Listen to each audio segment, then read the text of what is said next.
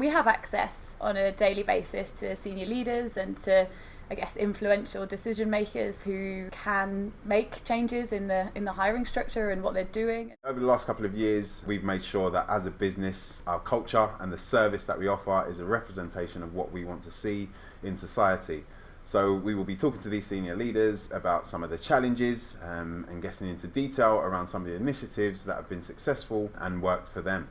What we really would like to do is kind of normalise the conversation and get people comfortable with having conversations around diversity and inclusion.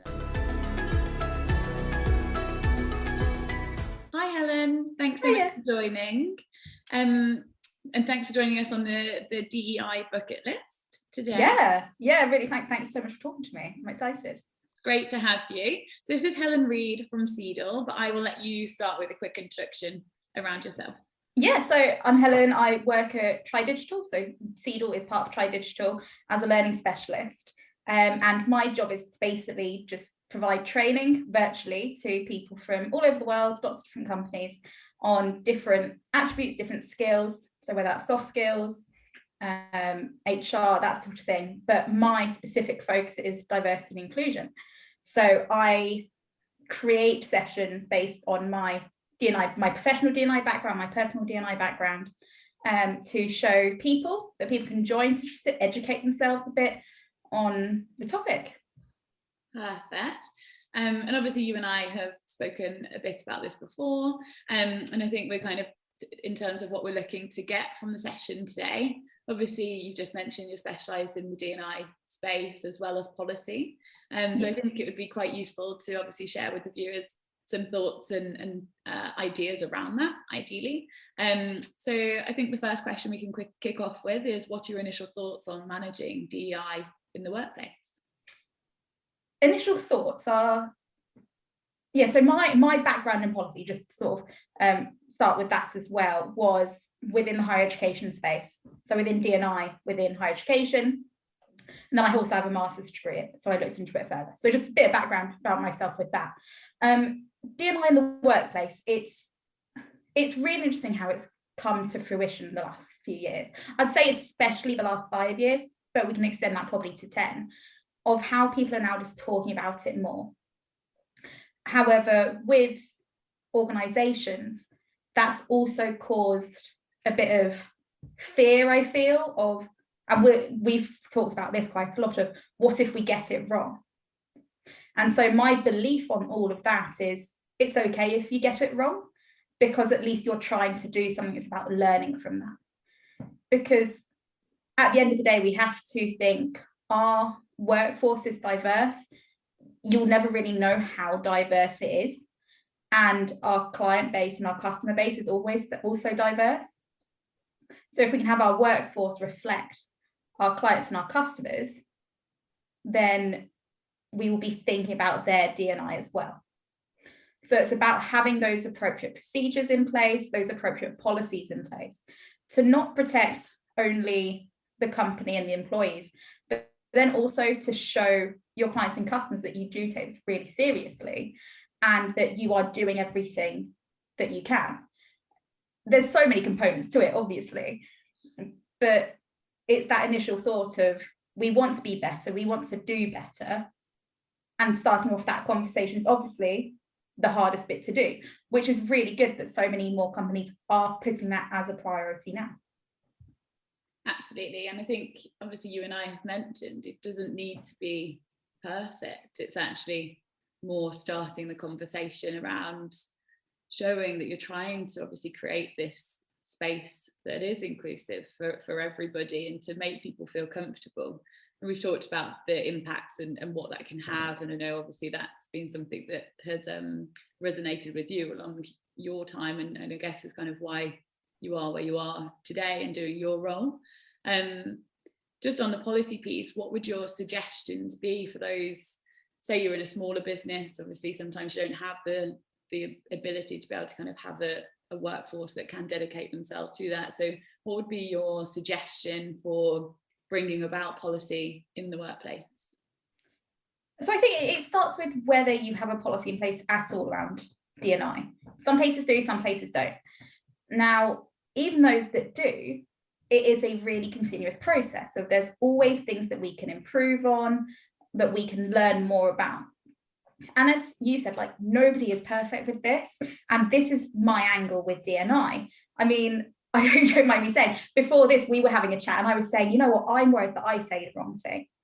And this is something I've been doing for my whole career and something I've studied. And so I know what's right and wrong, but it is something to think about. And so within a policy, there isn't one person that knows everything. And so it's about learning who you're representing. And so I'm a massive fan of focus groups and staff surveys, which I know not everybody is, but the amount of information that you can get, because you can then learn who you're representing, who you're protecting with the policy. So you'll know what to include. Because otherwise you'll think, okay, let's protect women, let's protect people because of age, let's protect people because of sexuality. But you're therefore not acknowledging the protected characteristics, so the legal aspects of it, aside from that, like pregnancy and maternity. So as a starting base for a policy, I think the two main things would be get to know your employees, who you're representing, who you're protecting, and then what are the legal aspects about it. And like legal teams and HR can say so much more about that than we can in just a few minutes. Yeah, of course. But there are legal aspects. This is legally what we have to do. It's not a choice of, oh, let's be really nice, let's protect people. There are the protected characteristics that you have to legally protect within your workforce. And so a policy makes sure that you do those. And it also shows your workforce that, yes, we do take this seriously and we are looking out for you. Absolutely. And I think obviously you and I have talked about how much it can impact someone and how they feel safe at work, and also things like bringing your true self to work. You need to feel comfortable that you can do that, but also that your company's got your back, I think. Absolutely. And yeah, I've shared with you a couple of experiences I've had in the past, and I'm very honest about them because it shows what poor D&I can do. So I'm very open most of the time about my sexuality, and I've also worked in places that aren't happy to have a diverse workforce, and I've been discriminated against. I've been subjected to some quite horrible behaviour simply because of who I am. And obviously I left the companies quite quickly because of that, because I'm a strong person, but some of the stuff like even I couldn't put up with, and nobody should need to. And it's not surprising that people can't be okay with it, because they shouldn't be okay with it. Whereas you think about companies that embrace it and they see that if you're inclusive, if you have a diverse workforce, if you are happy about that, like the innovation just is outstanding, because you're really using everybody to contribute, everyone's different experiences, everyone's life experiences, whoever they are, they bring a certain element to something.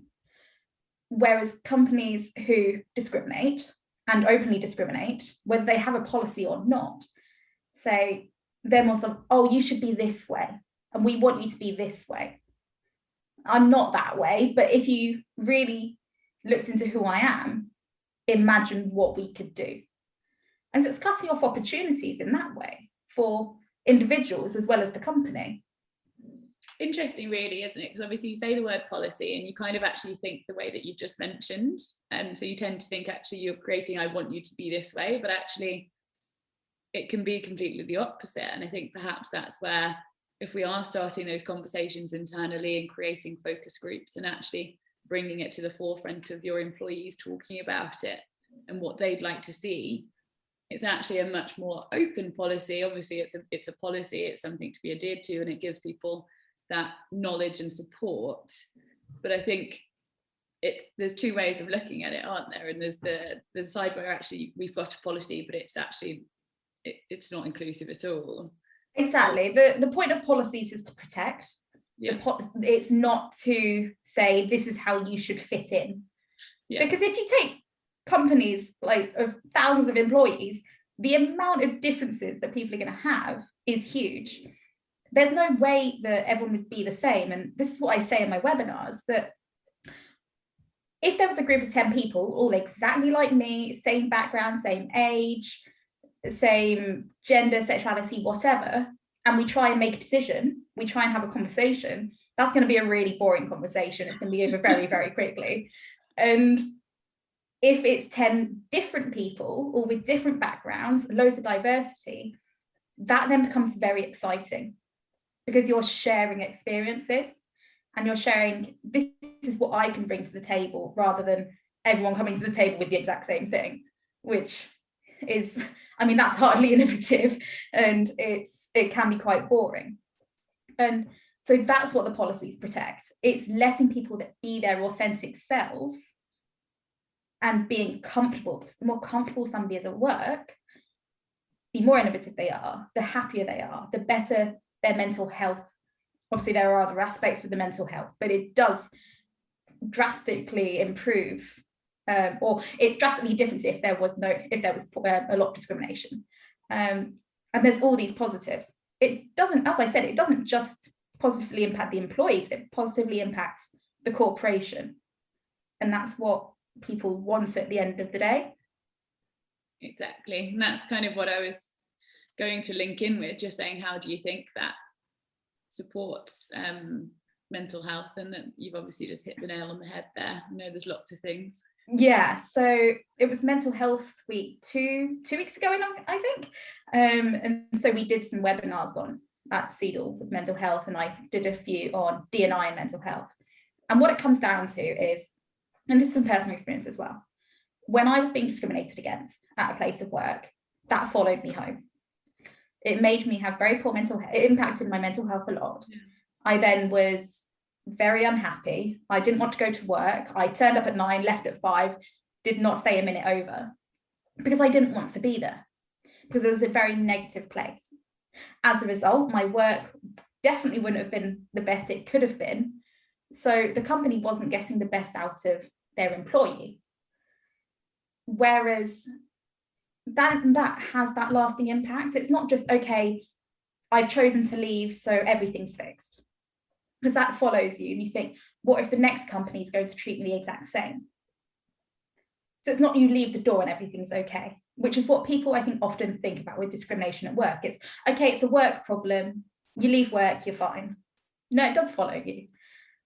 Whereas if we protect that mental health aspect of it, we're further promoting positive mental health, and that we're corporations and organizations that take mental health seriously, because they are so closely aligned.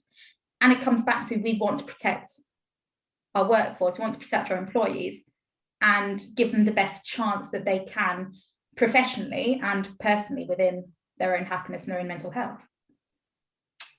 Perfect. And I think obviously that's hopefully what we can share with people from this session, in terms of policy doesn't need to just be coming from the top, it can come from everyone, and hopefully make everyone feel more valued at the same time. Absolutely. And it's a hard conversation to have, because everyone thinks, oh, I don't want to put my foot in it, I don't want to say the wrong thing. And as soon as we realize, you know what, we all sometimes say the wrong thing, none of us are perfect, it shouldn't just be company leaders that make these decisions, because just with any team, is everybody represented within company leaders? So it's opening up that dialogue, that conversation to people of all levels within a company, just like, what do you need from us? How can we protect you? Now, that might be within policy, and sort of, okay, what do we put in this policy to, one, say sort of expected standards and behaviour, but also this is what happens if you do not abide by that, and this is how we take it seriously. But then it goes further than policy, because we want to continue to show the workforce, yes, we do take this seriously, we want you to be happy, we want you to be authentic, which is why I love it when companies have D&I groups, and just so that people can go and they can advocate for what they believe in, and it's somewhere that they feel they are making a difference, because everybody can make a difference, even if it's just starting a conversation of, oh, I think maybe the company should do this. This would make me feel really good. How would it make you feel? And starting that conversation, it is that ripple effect, because it will keep going. If you find one person who thinks it's a good idea, somebody else will, and somebody else will, and somebody else will. And it's providing that environment of talk about whatever you want to talk about, be whoever you want to be. We want you to be happy. And this is a safe space. And we talk a lot about safe spaces. And it goes, when the concept was sort of first being discussed, it's very much like okay, there's a room and you can go there and feel safe and it's painted nice colours. Whereas your whole organisation, whole workplace should be a safe space. It should be somewhere that people can go and they know, you know what, I'm going to be treated well. I'm going to be able to be exactly who I am without fear of anything. And I'll be protected. That to me is what a safe space is. Yeah. Yeah, and that's exactly that. And like you just said, so then it's not just so okay, we have the focus groups who come up with the policy, and we just put the policy, and then it kind of just goes on to the cloud as everything is for most places, and then what? So actually it's nice to have, I think, the dialogue around it.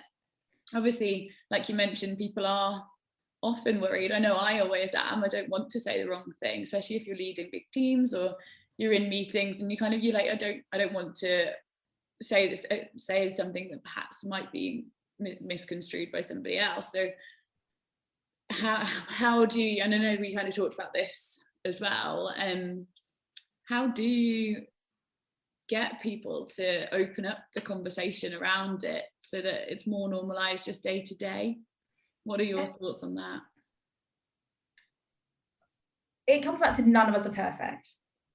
I'm worried that I say the wrong thing, and I've been doing this for years, and I advise people on how to do it, which is, I think what it comes down to is that there's never going to be a time where you think, you know what, there's no way I'll make a mistake with this, because we are always learning about it and it's so continuous. So whether that is a policy, you shouldn't just write a policy and go, okay, done with it. As you said, it's in the cloud, it's there if we need it. We should be referring back to it, we should be updating it, because this is a topic that is ever changing. Some of the biggest companies in the world that take D&I, that sort of leaders with D&I, they have the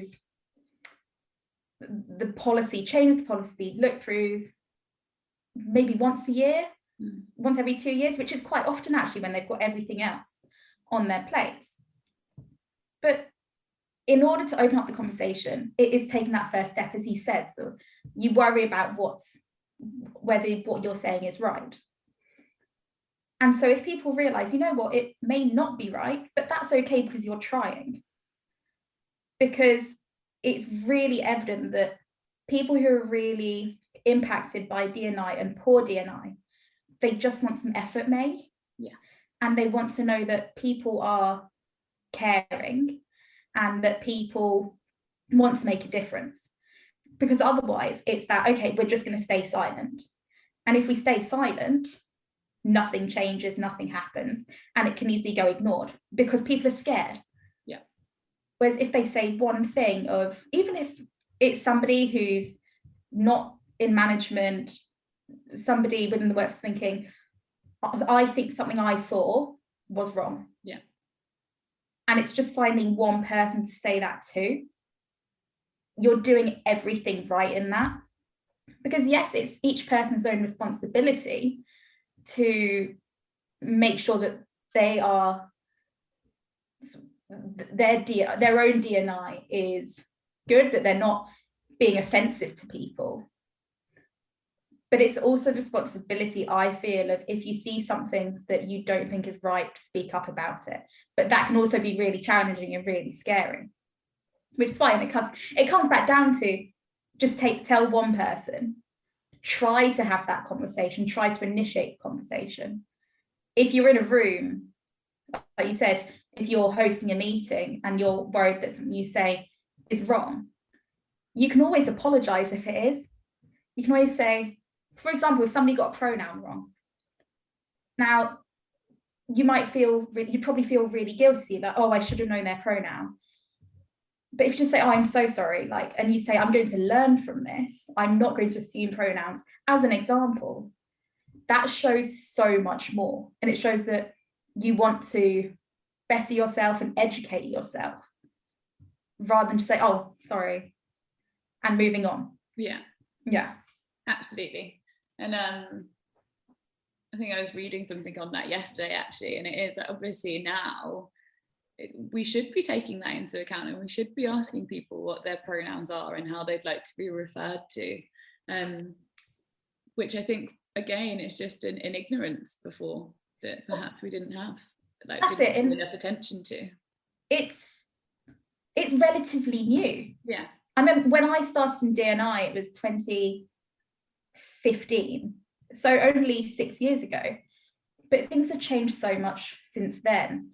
And the topic of pronouns has changed so much since then. So, of course, this is new to all of us, and we are all learning about it together. Now, obviously, some people like me, it's my job to talk about this, to research this, to look at it. But it is the case for everybody of, okay, now this is a topic. Now we're recognising people in our workforce. We shouldn't be assuming their pronouns. We should be letting them introduce themselves, which may seem quite foreign at the beginning because we're not used to it. We've never had to do that before. But it will then quite quickly just become, this is what we do now. Yeah. This is part of our company procedure. Because that would be that would show your company as a really inclusive organization, because you're thinking about those things that not everyone thinks about. Yeah, again, it's the learnings from it, isn't it? Yeah, we've obviously talked about that you're at SeedL, and obviously I've joined one of your training sessions myself, which was really, really insightful, and I really appreciate it. What kind of things are you helping businesses learn from that you think could be shared today, that obviously would be quite insightful, but obviously then people can go and have a look at the SeedL site and see how even just the small takeaways could actually help, I think. Well, that's it. So each of our webinars are 1 hour long. Our full-length webinars are 1 hour long. And they are an introduction, in a way, to different aspects of D&I. So I've got a module on policy, which is one that you joined, an intro to D&I as a whole, unconscious bias, victimization, discrimination, sex and gender discrimination, racial discrimination, lots of different outlooks on what as a whole makes D&I. Now that's only that number of sessions for 1 hour long. This is a massive conversation. Yeah. And so when I have people in my webinars, I ask them for feedback. I ask them if they know of their organization's D&I policy, all completely anonymous, obviously. And it's really good to see that the vast majority of companies do have D&I policy. But what they're learning here is that just by reading a policy, are they then educating themselves? So the brilliant thing about these sessions is that people are taking responsibility for their own learning, which is what we've said. It is everyone's responsibility. It's never going to be perfect, and it is learning. So that's what we do. Because it's often opening people's eyes into how big the conversation is and how big the topic is. Now, obviously, they can come to me after and be like, okay, any more sessions on so-and-so topic? Yeah. And I'm happy to look at that further, and if I feel it's appropriate to add another session in. Because that is, I mean, it comes down to it. It's people taking responsibility for their own learning. They're acknowledging the importance of D&I as a whole, and we're a really good place to start for that. I mean, as I said, I studied this. I've been working it for years. It took me a year to get my master's, and you can certainly get more in a year as a master's than my 1 hour session. But it's a really great overview, because a lot of our attendees haven't ever been to a D&I webinar or a D&I session. And so it's opening their eyes into, this is not just a small topic. This is big, and it impacts everybody, and it impacts me maybe in ways that I didn't know before. That's an amazing synopsis. I think it's everyone's opportunity to take on the learning if they want to. Yeah. And it's really good to see how many people are taking that responsibility. Nobody's making them come to these sessions. It's just their own free will to say, no, I'm interested in this, and I want to be better, and I want to do better, and I want to also recognize the power and influence that I have just by being an employee. Yeah. That this is everybody. It's not just top management, senior leaders. It is everybody, as I said, who can have a really active part in it. Yeah, absolutely. I think it's been one of those things, particularly just personally speaking, that I've wanted to educate myself on for so long. So I think you're so right. It is just actually, it doesn't have to come from somebody else. Actually, if you've got the opportunity and the access to things where you can learn, take the opportunity and go and teach yourself.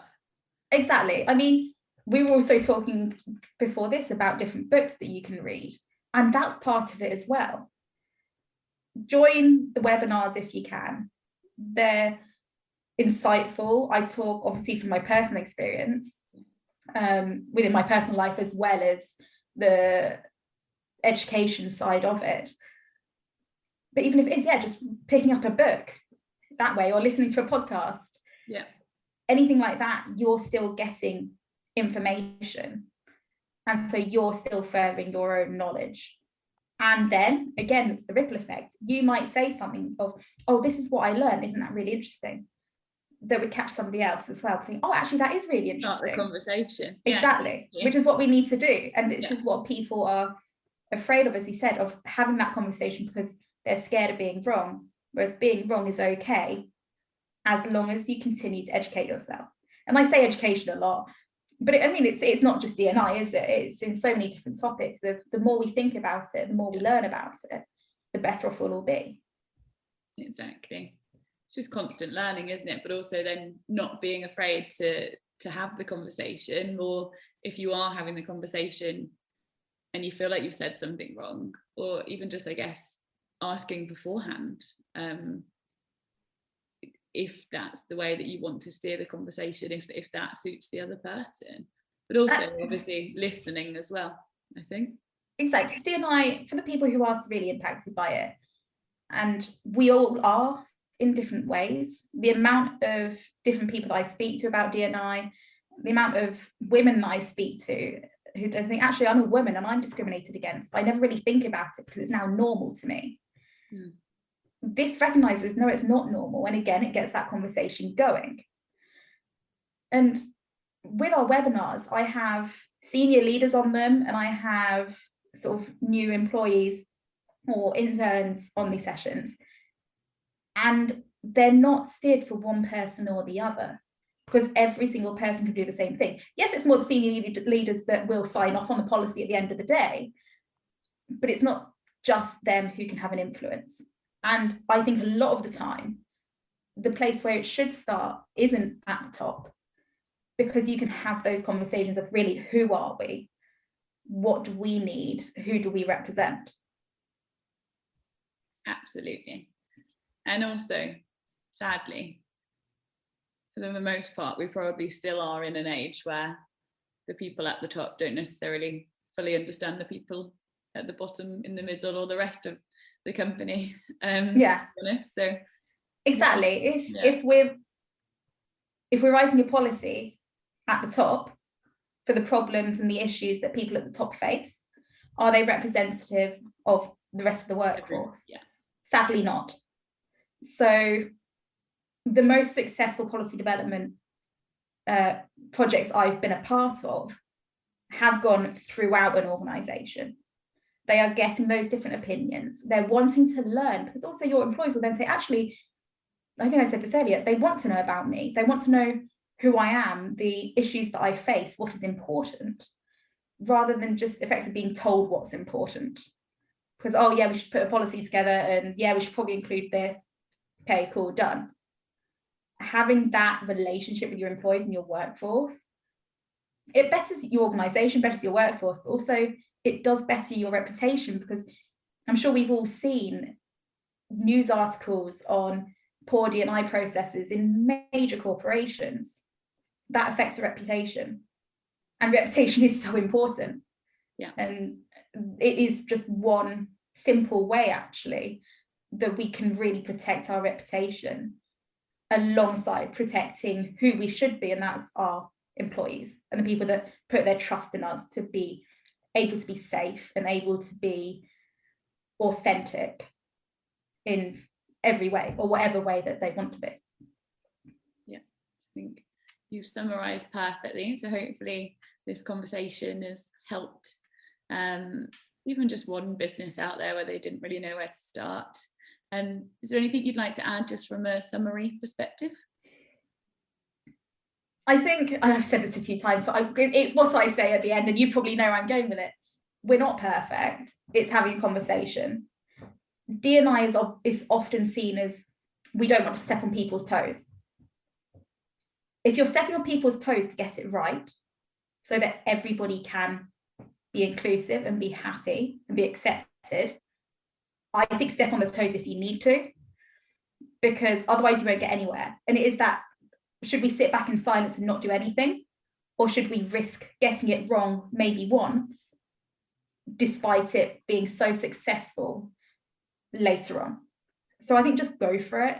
And there are so many organizations out there, there's so many different learning materials. We've got our webinars at SeedL that are a great overview of, this is just what you need to know, or this is a really good place to start. Because then it is just continuous learning, continuous development. But it's a winner for everybody, really.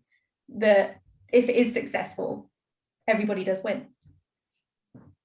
Perfect. Thanks, Helen. Really appreciate it, and such a nice conversation for us to be able to have, and hopefully open up some conversations for other people to have. Just one last thing, which is, what is it that's on your personal bucket list that you don't mind talking about? I hope you don't mind me saying this.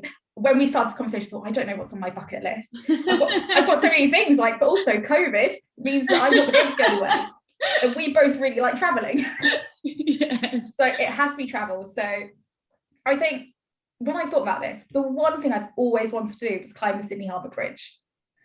Okay. Which is also weird, because I lived in Australia for a year. Yeah. And never did it.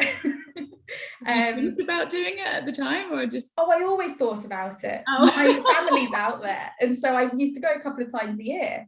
I just never climbed the bridge. Okay. As soon as we can get back there. Yeah, I think that has to be at the top, because then I'll just stop talking about it as well. I've climbed over the O2, not quite. I did that. Did you? Yeah. Not quite the same, but when I was thinking about it, I was like, I have climbed the O2. Is that not the same? I was like, it was steep on the way down. Like, do I want any steeper? I don't think it has the same views, but no. But like, we climbed something. We did. Well, thank you so much. I think it has to be that. Yeah. Amazing. Hope you get to do it, and please let me know when you do. I will. And thanks so much for today. Obviously really great to chat to you as always, but yeah, so nice for you to be able to share this with people, so thank you, appreciate it. Yeah, no, thank you so much, it was fun.